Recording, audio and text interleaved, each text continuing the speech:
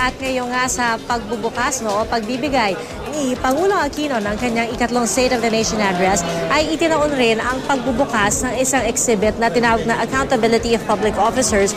Diyan po yan sa may South Wing ng Batasan Pambansa kung saan inilahad po yung mga larawan sa katatapos lamang na impeachment trial ni Chief Justice Renato Corona at inilabas nga po ang exhibit na ito at isinabay ang ribbon cutting sa araw na ito kung kailan ay magbibigay ng kanyang State of the Nation Address ang Pangulo at ayon naman po sa mga kongresistang nakausap natin na naging bahagi ng prosecution team ay nataon lamang daw ito at proud lang daw talaga sila dahil ito nga po ay ang unang tinatawag nilang successful impeachment trial at ang unang impeachment trial na umabot sa pagtatapos sa ating bansa. Kaya naman marapat lamang daw na ipagdiwang ito sa pamamagitan ng isang exhibit. Narito ang pahayag ni na Congressman Neil Tupas at Congressman Fariñas.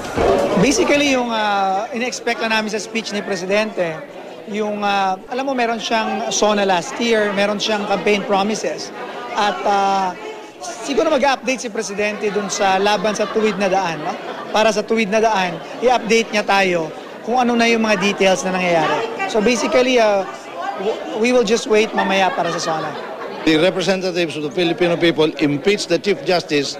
Kami naman elected prosecutors saw to it that he would be prosecuted according to the law and that a guilty verdict be handed to him, which we achieved.